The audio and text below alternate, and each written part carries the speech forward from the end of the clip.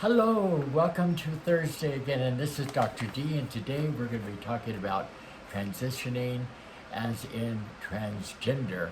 Do you know that in the year 2024, that anti-trans bills continue to be introduced across the country? There is a lot of legislation that is uh, blocking basic health care, education, and legal recognition. Let me tell you, there are 652 bills at the present time, and of those bills, there have been there are 79 bills that are currently being considered at the federal level, targeting trans people, and it's becoming a big thing. Remember, one of our candidates that's running for president. I won't mention which one, well, let's just say it's the one that maybe isn't so aware. The one that says, think of it, your kid goes to school and he's Stephen one day, and he comes home and he's Stephanie the next day. And then 15 years later he says, Mom, why did you let them do that to me at school? As if schools and education had anything to do with somebody becoming transgender. So all of these things, such as I don't know when the last transgender person I've met was eating people's pets, regardless. And does a French bulldog taste different than a Chihuahua or a cat? I say, so a lot of stupid things going around that people begin to believe in, and they begin to say things that. Do you realize that all of these measures that are out make it harder for the 280,000 transgender youth and families in the United States that we currently have? So today in this segment, I've decided that I'm going to ask questions about the transgender experience. And this is my friend, Alyssa, who I mispronounced her name, and who is transgender, and who is a trans woman. Yes. And not to be confused with a two-spirit or a non-binary. So how long have you, but you were born male? I was assigned male at birth. Assigned yes. male at birth. Yes. So how long have you felt you were female? I've known for a long time that something was wrong. Something was always felt a little off. Okay. But like a lot of people my age, there weren't resources. There wasn't any place to look. There wasn't any kind of information. There was no library. The internet was just barely getting started. There was no place to look to explain what I was feeling. Now, was this, obviously you're not a teenager now. No. So was this happening even as a teenager that you were searching? Even as a teenager, I felt like something was wrong, but I didn't have any words to pinpoint exactly what it was. Okay. I had certain what I call mile markers that were kind of like road signs that were kind of like flashing at my conscious mind, trying to tell me this is what needs to happen. But Okay. I had no point of reference to translate that into what I was feeling. What part of the country did you grow up in? I grew up on the East Coast in a very small town in Pennsylvania. Like Pennsylvania Dutch? Yeah, about 2 hours north, actually. Okay.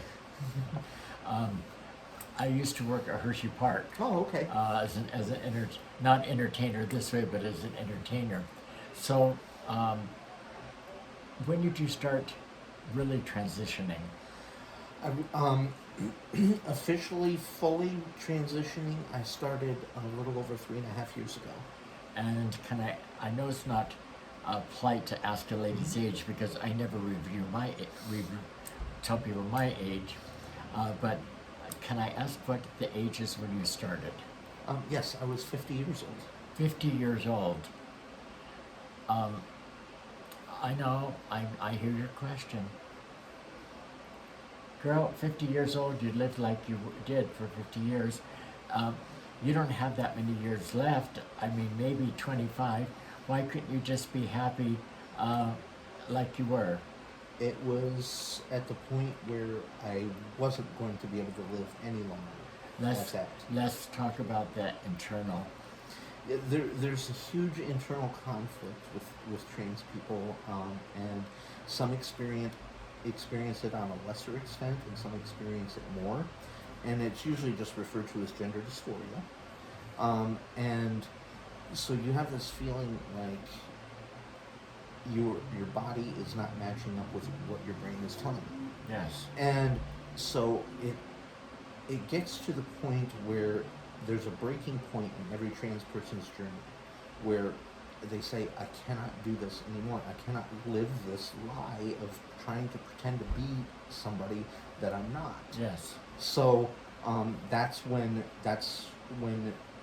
one of two things usually happens. Usually they either transition, or unfortunately they end up taking their own life, or putting themselves into a situation where they end up losing their life. Did you feel you were gay early on? Did you go through that state, or? I tried experimenting because I thought maybe this might be it. It might be a sexual orientation type thing. Right. And so I did experiment, and I experimented with having a gay. I wouldn't exactly say relationships; they were more like one night stands, but I did try that, and for me, it didn't fill in the gaps. Here's the thing that I think people uh, don't get and don't understand. Um, Gender identity and sexual orientation are two different things. If you're attracted to men and you become a trans woman, you're still attracted to men. Mm-hmm. If you're attracted to women and you're a trans woman, you're still attracted to women, and some people say, well, does that make you a lesbian? I don't know, we have to put a title on it. Okay? If you're a trans man and you were attracted to women, then you're still going to be a trans man that is attracted to women.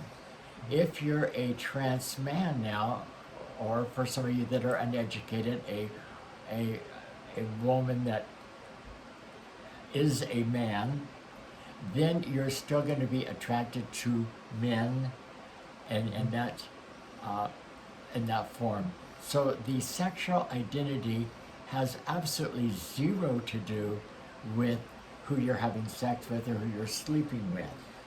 Your gender identity and your sexual orientation are completely different aspects, and too many people blur the line or confuse the two or lump it all together as one. And for me, it was when I experimented, I said, okay, this is not helpful because I'm not really attracted to men to begin with. Mm-hmm. But it still didn't answer my question, or it still didn't fill in the blanks that I was missing. And what finally actually did it for me was I actually met a couple of trans women, and I sat down with them and I talked with them at length. And after talking with them, I realized so much of their story, so much of their backstory and their history was exactly the stuff that I was going through. The exact same stuff. Slightly different circumstances, different people, different cultures and upbringings and stuff like that. But as far as the basic feelings of not fitting in, something was wrong, knowing something was wrong but couldn't figure out what it was, all those main points were exactly the same. And then I started thinking, well, I wonder if that means I'm trans. And so I started doing a little bit more research. And at this time, the internet had really exploded. I was able to go online, do a lot of research. I found forums. I was talking with other trans people. I found medical research papers. I probably spent 15 years just reading everything I could get my hands on. So that brings us to this isn't a whim No, that people all of a sudden decide, oh, trans is the way to go.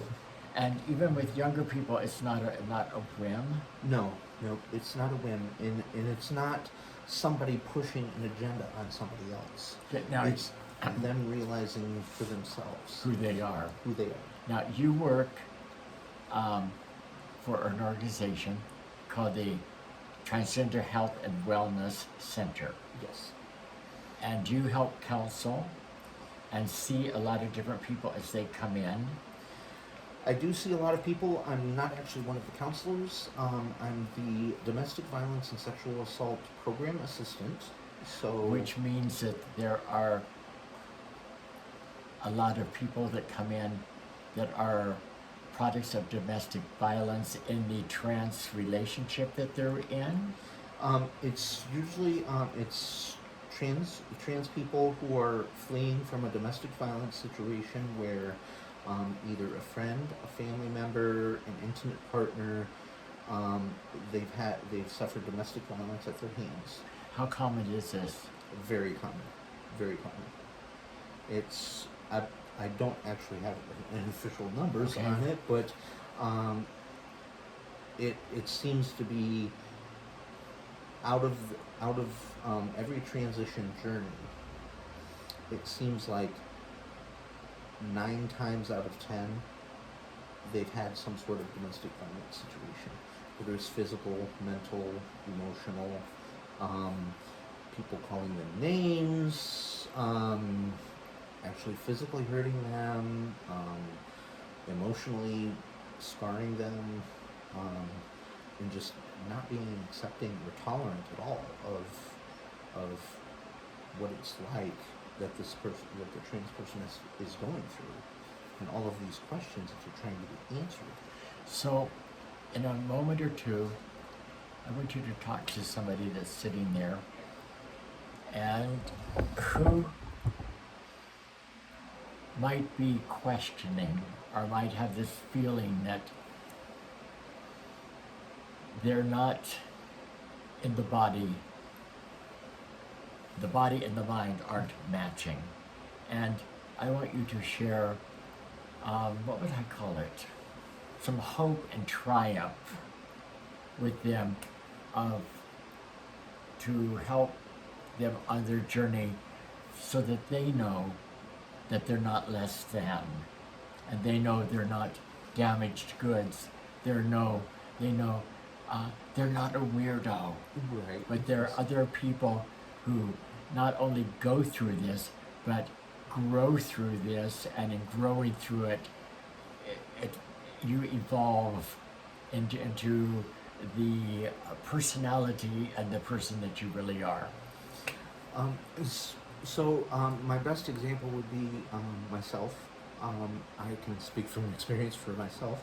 I know that before I started transitioning, I was at the point where I could not pretend to be something I was not anymore. And so I started transitioning.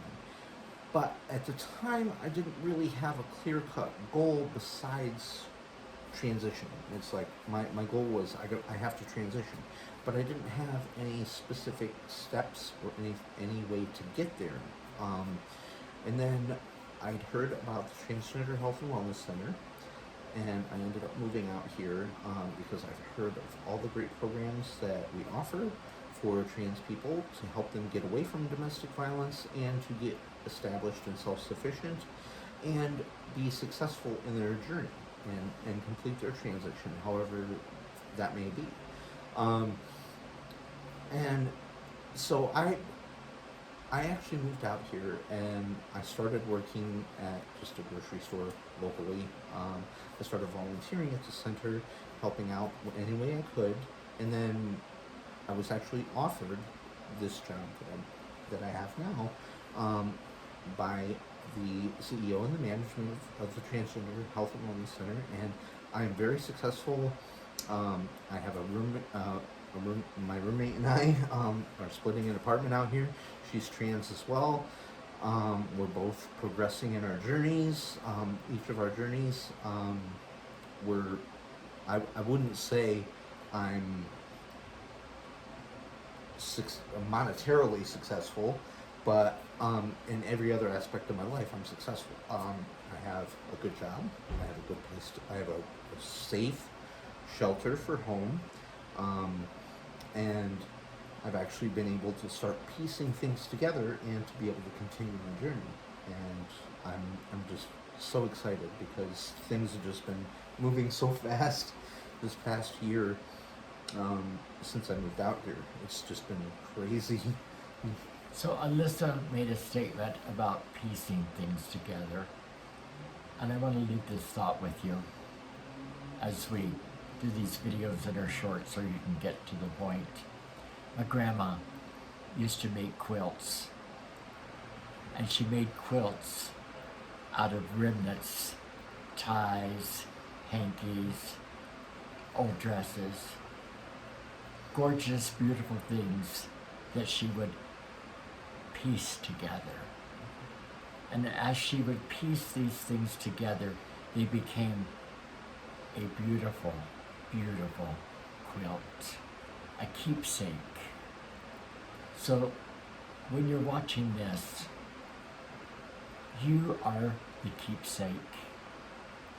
And as you begin to take the pieces of your quilt, let's say, of your life, things that the universe brings to you that enlightens you, and you begin to put those together, the love, the friendship, the camaraderie, the education, and you begin to grow without judgments, without hatred, without malice.